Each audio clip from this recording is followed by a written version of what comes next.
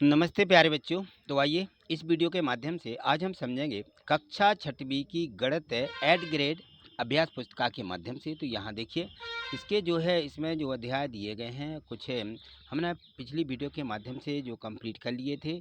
ठीक है, यदि आपने नहीं किए हैं तो इसके डिस्क्रिप्शन में लिंक दी है, उस पर जाके आप कंप्लीट कर लें, या फिर प्ले लिस्ट पर जाकर भी सभी वीडियो कंप्लीट कर सकते हो। प्ले लिस्ट पर जाने के लिए आपको गणित वाले सर के नाम से ये सर्च क्लिक करके और सीधे प्ले लिस्ट पर जा सकती हैं। ठीक है, तो यहाँ आज हम समझेंगे, इसमें हमने पिछली वीडियो में 10 अध्याय क्षेत्र में थी कंप्लीट कर लिया था। आज हम इसका अध्याय 11 बीज गणित, ठीक है ना। तो बीज गणित के इसमें देखेंगे कि बीज गणित होती क्या है, इसमें क्या है। ठीक है, तो यहाँ देखिए ये दिया गया है अध्याय 11, इसमें दिया गया है बीज गणित। ठीक है ना। तो बीज गणित में आज हम पढ़ेंगे जो हमने पूर्व में अपनी कक्षाओं में कुछ पैटर्न यानी प्रतिरूप, पैटर्न इंग्लिश में बोला जाता है, हिंदी में बोला जाता है प्रतिरूप, इनके बारे में आपने सुना भी होगा, कहीं कहीं पे आपने पढ़ा भी होगा कि पैटर्न या प्रतिरूप होते क्या हैं। तो देखिए परिवेश में कुछ ऐसी वस्तुएं होती हैं जैसे पैटर्न हमने देखे हैं, तो कहाँ पर जाता है, देखिए रंगोली बनाने में पैटर्नों का उपयोग किया जाता है। घर या अन्य जगह के फर्श जो रहते हैं उनमें टाइल्स भी बने रहते हैं, टाइल्सों में भी पैटर्न बने रहते हैं। अब यहाँ देखिए सरिता और सुनीता माचिस की तीलियों से घर का एक प्रतिरूप बना रही हैं, यानी एक पैटर्न बना रही हैं। इस प्रतिरूप द्वारा बनाई गई आकृतियाँ देखिए उन्होंने बनाई हैं, ये तीलियों से बनाई है। तो ये घर बना दिया उन्होंने, देखा ये घर बना हुआ है, तो इसमें तीलियाँ लगी हुई हैं, 4 और 2 6 तीलियाँ, है ना। अब यहाँ पे मान लो 2 घर बनाए, यहाँ पे 3 बनाए, यहाँ पे 4 बनाए, इस प्रकार से संख्या इनकी बढ़ती जाती है। ठीक है ना, क्रमशः। तो अब ये जो प्रतिरूप यहाँ पे बन रहा है, तीलियाँ किस क्रम में अधिक लग रही हैं ये देखें।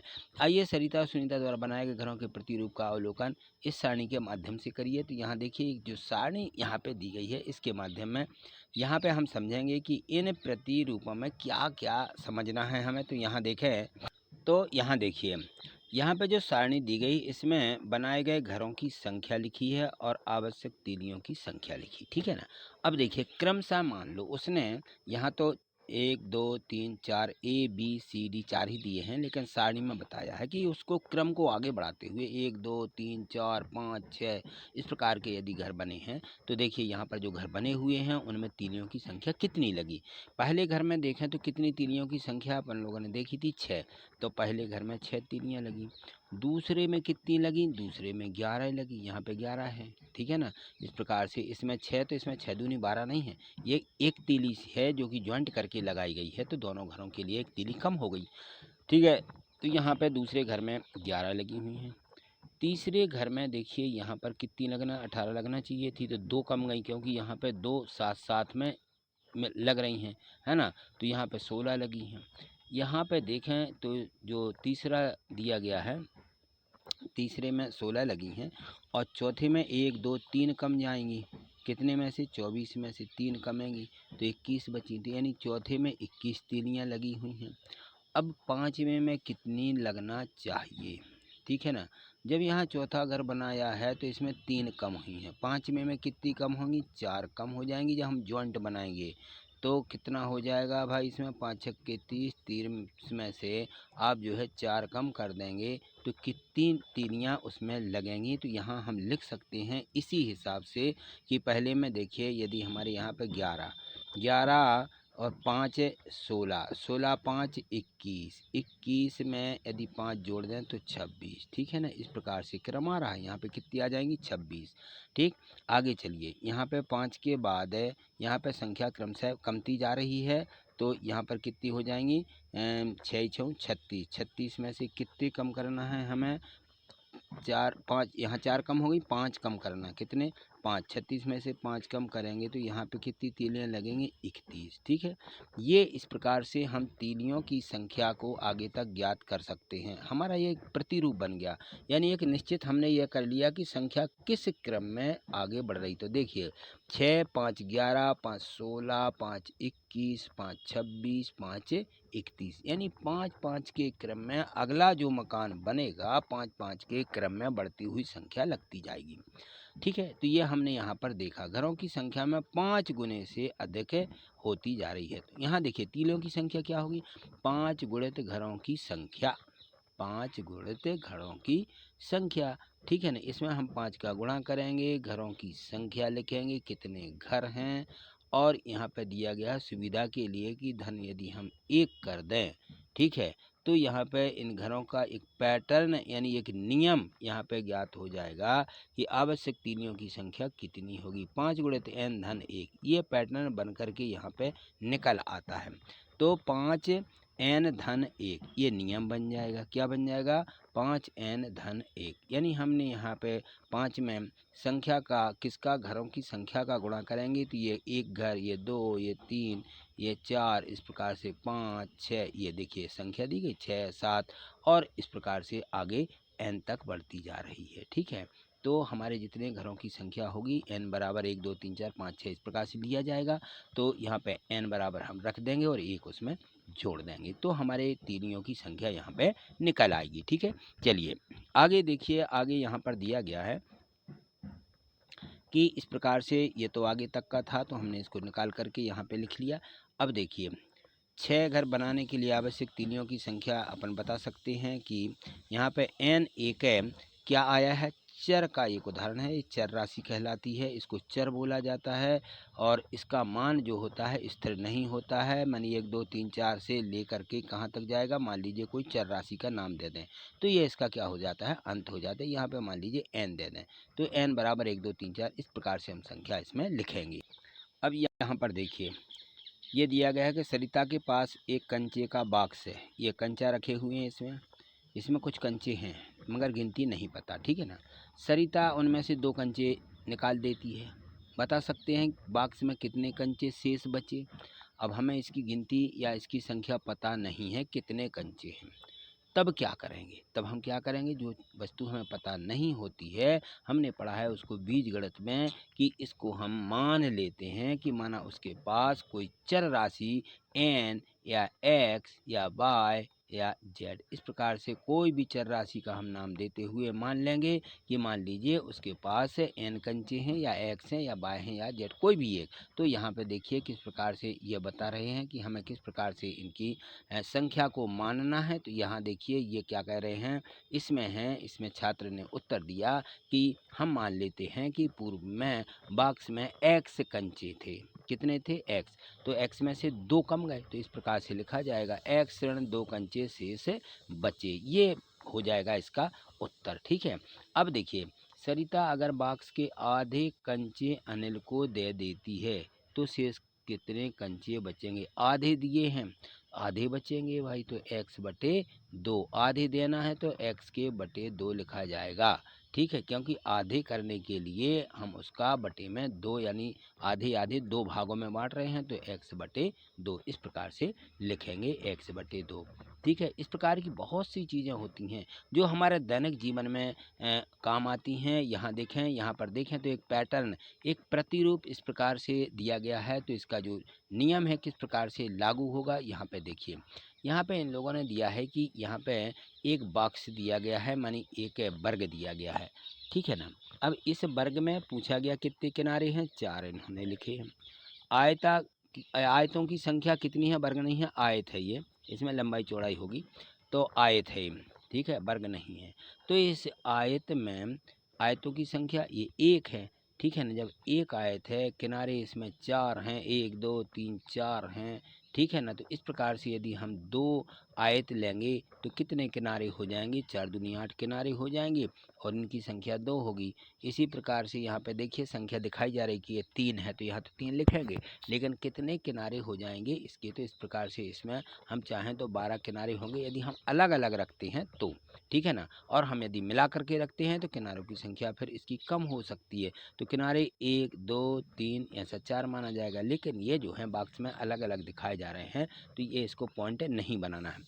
इसका नियम क्या हो जाएगा, इसके नियम हो जाएगा कि किनारों की संख्या गुणित, यहाँ ये गुणा लगा हुआ है, गुणित आयतों की संख्या। ठीक है, किनारों की संख्या में आयतों की संख्या का गुणा कर दें तो यहाँ पर ये नियम बन जाता है। ठीक, इसी प्रकार से यहाँ षष्ठभुज में देखिए, षष्ठभुज हैं यहाँ पे 1, फिर 2, फिर 3, यहाँ किनारों की संख्या इसमें 6 दी गई है, एक षष्ठभुज है। तो यदि मान लो 2 षष्ठभुज हैं तो यहाँ पे 2 रखे हैं तो किनारों की संख्या 12 होगी।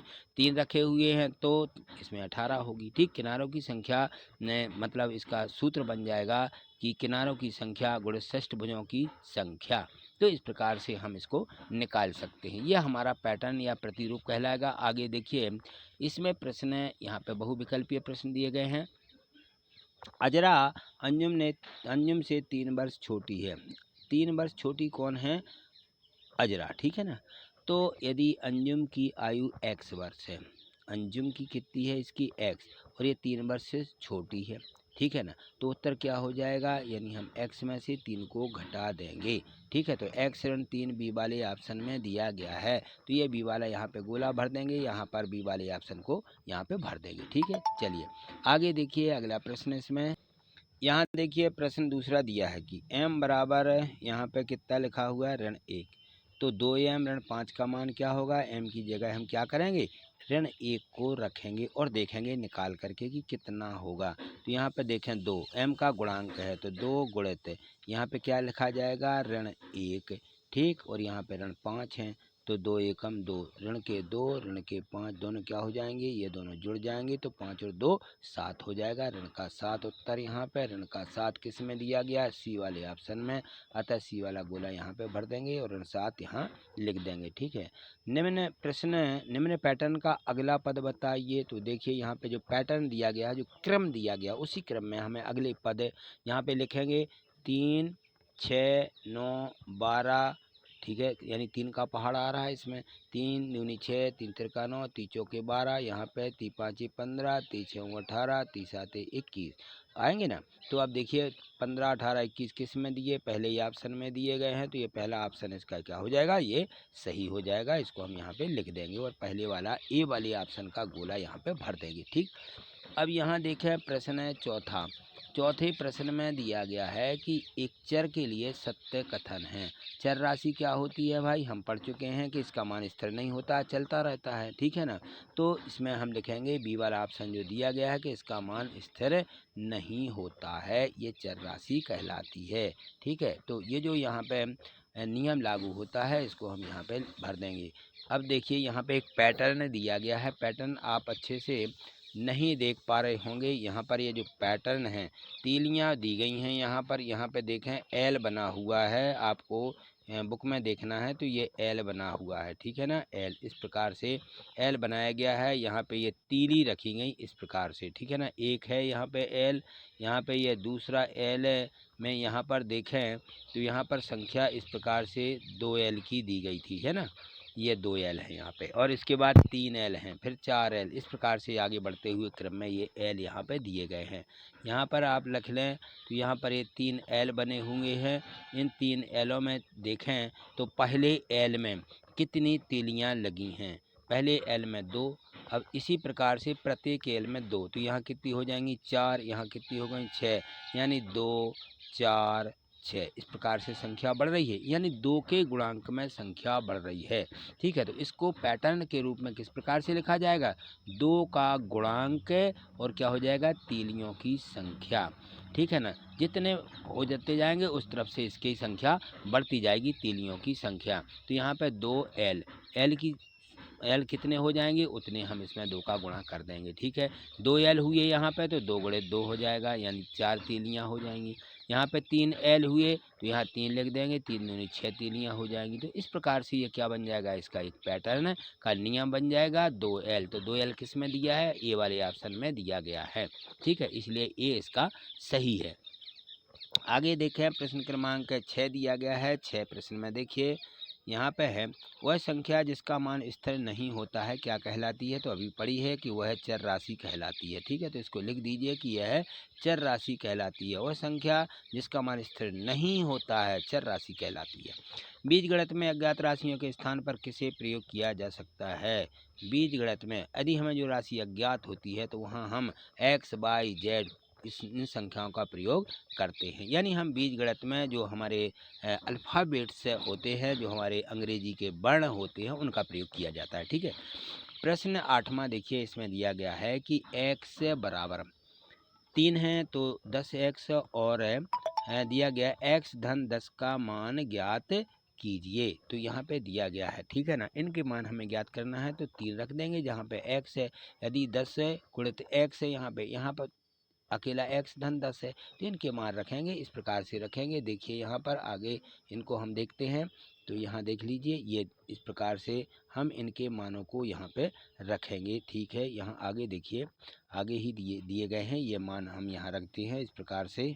तो हम इसको इस प्रकार से लिखेंगे, क्योंकि x का मान 3 दिया है तो 10x का यहाँ पे लिखा हमने कि 10x बराबर 10 गुणित 3, x का मान 3, यानी x और 10 एक दूसरे के गुणांक हैं, इसलिए x में e की जगह पे 3 रखते हुए 10 का गुणा करें तो उत्तर आएगा 30 अकेला आ जाएगा।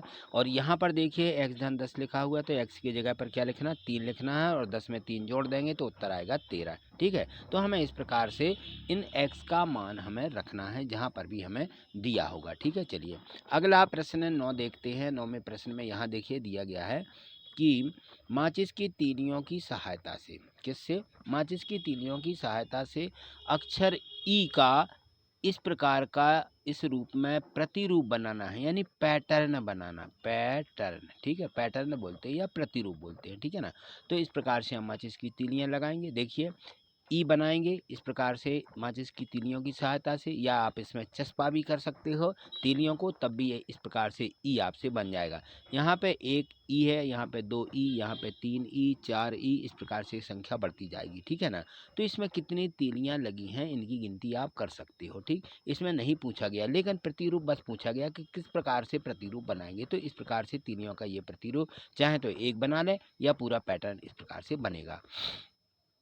प्रश्न 10वां देखिए, 10वां में दिया गया है कि जेड के रूप में तीलियों से प्रतिरूप बनाकर आवश्यक तीलियों की संख्या के लिए नियम ज्ञात कीजिए। कितनी तीलियां लगी हैं, तो देखिए यहाँ पे जेड बनाया है, तो जेड में कितनी तीलियां लगेंगी भाई, जेड में गिनती कर लें, 1 2 3 तीलियां लगी। कितनी तीलियां लगेंगी, 3 तीलियां लगेंगी इस जेड में। तो यहाँ पर देखें 2 जेड में कितनी तीलियां हो जाएंगी, 2 जेड में, फिर 3 जेड में, फिर 4 जेड में, इस प्रकार से। तो हम यहाँ देखते हैं कि क्रमशः 3 की संख्या में तीलियों की संख्या बढ़ती जाती है। तो मान लीजिए यह संख्या एक जेड में n बराबर 3 आएगा, फिर उसके बाद में संख्या बढ़ती जाती है, n का मान यहाँ पे रखते जाएंगे, यानी 3 गुने के रूप में संख्या बढ़ रही है, तो इसका प्रतिरूप हो जाएगा 3 गुणित n, यानी हम इसको 3n ऐसा लिखेंगे। तो नियम हो जाएगा 3n, n बराबर जो प्रतिरूप है 1 जेड, 2 जेड, 3 जेड, 4 जेड और ऐसे अनंत तक जेड चले जाएंगे, ठीक है। चलिए आगे देखिए प्रश्न 11। प्रश्न 11 में दिया गया है कि निम्न तालिका में से चर और अचर राशियां छांट करके बताइए। तो यहाँ देखें, इसमें 4a धन 3 लिखा है, तो इसमें अचर क्या है, a, ठीक है ना, और चर राशि a है और अचर में 4 और 3 है। तो यहाँ पे 4 और 3 अचर रूप में लिखें और चर राशि में a आ जाएगा। यहाँ x क्या हो जाएगी, चर राशि हो जाएगी, 9 और 2 अचर राशि हो जाएगी, ऋण के 2 हैं तो ऋण के 2 लिखें। यहाँ पे बाई क्या हो जाएगी, चर राशि होगी, ऋण 1 अचर में पहुँचेगा। यहाँ पे जेड चर राशि है और 5 और 4 अचर राशि, बी इस प्रकार से चर राशि है, 2 और 7 अचर राशि है। तो यहाँ हमें इस प्रकार से सारणी में अलग अलग लिख देना है, और हमें इसको समझना भी है कि हमारी चर राशियाँ जितने हमारे अंग्रेजी वर्णमाला में जो अक्षर होते हैं, अल्फ़ाबेट होते हैं, उनको हम चर राशि से प्रदर्शित कर सकते हैं, ठीक है। चलिए आगे देखिए, आगे इसमें जो प्रश्न दिया गया है 12वां प्रश्न, इसमें दिया है माने लड्डू बनाए, ठीक है ना। अब उन्होंने क्या किया, कुछ लड्डू मेहमानों और परिवारों के सदस्यों को दे दिए, बनाए लेकिन दे दिए, फिर भी शेष 6 लड्डू रह गए। यदि माने एल लड्डू दे दिए हों तो उसने कुल कितने लड्डू बनाए थे, यह हमें ज्ञात करना है। शेष कितने बचे, 6। तो जितने उसने बनाए थे, है ना, मेहमानों को कितने लड्डू दिए, एल लड्डू दिए। तो एल में से मतलब हमारे जो शेष है बचे हुए हैं, उसमें हम यदि 6 जोड़ दें तो टोटल लड्डुओं की संख्या आ जाएगी कि जितने मेहमानों को दिए वो हो जाएंगे, और शेष बचे तो मेहमानों को कितने दिए, एल दिए, और बचे कितने हैं, 6, तो एल में 6 जोड़ देंगे तो टोटल लड्डू। तो यहाँ पे हमने लिखा माने मेहमानों के परिवारों सदस्यों को एल लड्डू दे दिए हैं, शेष बचे लड्डू 6 हैं, अतः माने एल धन 6 लड्डू बनाए होंगे, ठीक है। इस प्रकार से ये उसका उत्तर हो जाएगा। चलिए अगला प्रश्न है प्रश्न 13। किसी बगीचे में एक पंक्ति में 15 पेड़ हैं, यदि पंक्तियों की संख्या ज्ञात हो तो पेड़ों की संख्या प्राप्त करने के लिए क्या नियम होगा, और पंक्तियों की संख्या के लिए टी का प्रयोग करें। तो यहाँ देखिए हमने एक्स का प्रयोग किया है, लेकिन ये कह रहे टी का प्रयोग करें। तो यहाँ पर देखिए टी का प्रयोग हमें इस प्रकार से कर देना है कि माना पंक्तियों की संख्या टी है। ठीक है, पंक्ति कितनी है टी। एक पंक्ति में पेड़ों की संख्या कितनी है 15 है। ये इसमें दिया गया है कि एक पंक्ति में 15 पेड़ हैं, संख्या कितनी है टी है। तो नियम क्या हो जाएगा 15 गुणे टी यानी बराबर आ जाएगा 15 टी। ये नियम बन जाएगा। ठीक है, तो इसमें क्रमशः जो पंक्तियां हैं पंक्तियों का गुणा होता जाएगा। प्रत्येक पंक्ति में 15 है, दूसरी पंक्ति होगी तो 30 हो जाएगी, तीसरी पंक्ति होगी 45, इस प्रकार से संख्या बढ़ती जाएगी। चलिए अगला प्रश्न देखिए, इसमें 14वां प्रश्न दिया गया है। 14वें प्रश्न में यहाँ देखिए, इसमें दिया गया है कि शिक्षक प्रत्येक विद्यार्थी को 5 पेंसिलें देते हैं। यदि विद्यार्थियों की संख्या ज्ञात हो तो वांछित पेंसिलों की संख्या कितनी होगी। यदि मान लीजिए हमें विद्यार्थियों की संख्या ज्ञात है, ठीक है, और विद्यार्थियों की संख्या को ये कह रहे हैं कि एस का प्रयोग कीजिए, तो हम इनको मान लेंगे हमारा विद्यार्थियों की संख्या एस है। ऐसे यहाँ पे दी गई है या दी गई है, दिया गया है कि विद्यार्थियों की संख्या एक्स मानना है। ठीक है, तो हमने मान लिया। एक विद्यार्थी को 5 पेंसिलें दी जाएंगी, तो एस विद्यार्थियों को, तो एस विद्यार्थियों को 5 गुणित एस यानी 5 एस पेंसिलें मिलेंगी। ठीक है, तो इस प्रकार से संख्या कितनी हो जाएगी 5 एस पेंसिलें। ठीक है, प्रश्न अगला देखिए 15वां प्रश्न दिया गया है। तो इस प्रकार से यहाँ भी एक पैटर्न दिया गया है, एक प्रतिरूप दिया गया है, और यहाँ पर देखें क्या दिया है, यहाँ इसको पढ़िए। तो इसमें दिया है कि आकृति में तीलियों से बना त्रिभुजों का एक प्रतिरूप यहाँ पे दिया गया है। त्रिभुजों की संख्या के पदों में आवश्यक तीलियों की संख्या के लिए व्यापक नियम बताइए। तो यहाँ देखें ये त्रिभुज है, इनकी संख्या है 1, इनकी 2, यहाँ पे 3, यहाँ पे कितने हैं 4, 4 त्रिभुज है ना। पहले त्रिभुज में कितनी तीलियाँ लगी 3, दूसरे में 5, यहाँ तीसरे में 7, यहाँ देखिए चौथे में 9 तीलियों से 1 2 3 4 त्रिभुज बन गए। ठीक है ना। तो अब देखो हम क्या करेंगे, मानेंगे कि त्रिभुजों की संख्या मान लो x है, आगे बढ़ती जा रही है ना। तो जब x बराबर 1 होगा तो तीलियों की संख्या 3 होगी। इसे हम 3 के लिए 2 गुणित 1 धन 1 इस प्रकार से लिख सकते हैं। 2 गुणित 1 यानी होगा पहला त्रिभुज, उसमें एक जोड़ा गया है 3 है, यहाँ पे तीलियों की संख्या 3 है, तो 3 के लिए दर्शाने के लिए 2 गुणित 1 धन 1 इस प्रकार से हम लिख सकते हैं 3 को। तो यह इसका सूत्र जो बनेगा आगे, इस 1 की जगह पे संख्या को क्रमशः हम बढ़ा रहे हैं कि पहला त्रिभुज, दूसरा त्रिभुज, तीसरा त्रिभुज, इस प्रकार से। x क्या है, ये त्रिभुजों की संख्या। हमने मान लिया कि त्रिभुजों की संख्या मान लो x है। ठीक है, ये पहला त्रिभुज है तो हमने त्रिभुज को x माना। ठीक है, तो 2x धन 1 आ जाएगा। आगे चलिए, अब यदि 2 त्रिभुज हैं तो 2 गुणित 2 धन 1 यानी 2 में कितने हैं, यहाँ पे 5 तीलियाँ लगी। 5 तीलियों के लिए बिल्कुल इसी का नियम का उपयोग करते हुए 2 गुणित 2 धन 1 यानी 5 हो जाएगा। तो इस 1 की जगह पे अब 2 त्रिभुज आ गए, यहाँ 2 यानी x बराबर 2 हो जाएगा। ठीक है ना, तो इसका नियम भी 2x धन 1 ही बनेगा, यानी नियम में कोई परिवर्तन नहीं हो रहा है। अब यदि x बराबर 3 है, तीसरा त्रिभुज है यानी 3 त्रिभुज हैं, तो तीलियाँ कितनी हैं इसमें 7 हैं। ये देखिए 7 तीलियाँ, 7 का नियम यहाँ पे 2 गुणित 3, 3 दूनी 6 धन 1 7। ठीक है ना, तो यहाँ x की जगह क्या, 3 की जगह क्या आ जाएगा x आ जाएगा, तो 2x धन 1, ये भी वही नियम मिला। आगे देखें चौथा त्रिभुज, यहाँ पे x बराबर 4 है, तो तीलियों की संख्या कितनी हो जाएगी 9 हो जाएगी। 9 के लिए 2 गुणित 4 धन 1 लिखेंगे, तो कितने हैं यहाँ पे 4 त्रिभुज हैं, तो x बराबर क्या हो जाएगा 4, तो यहाँ 4 की जगह x लिख देंगे, 2x धन 1। तो ये नियम बन गया। नियम होगा यहाँ पर 2x धन 1, ये पूरे से निकल के आता है नियम। तो इसी प्रकार से हमें आगे जो भी पैटर्न दिए होंगे उनके नियम इस तरीके से निकाल देना है। ठीक है, तो आज इतना ही, मिलते हैं अगली वीडियो के माध्यम से। आगे देखने के लिए आप यदि चैनल पर नए हैं तो चैनल को सब्सक्राइब कर लें और वीडियो को लाइक भी कर दें। और इसमें मुझे पूर्ण विश्वास है कि आपको सभी प्रश्न समझ में भी आए होंगे, और यदि लगता है कहीं डाउट है तो कमेंट्स करिएगा, अन्यथा आप जो है इस वीडियो को जब 2-4 बार देखेंगे तो सभी प्रश्न आपको अच्छे से समझ में भी आ जाएंगे। ठीक है, आज इतना ही, अगले वीडियो के माध्यम से फिर से इसी चैनल पर दिखेंगे और इस पर चर्चा करेंगे। थैंक यू, धन्यवाद।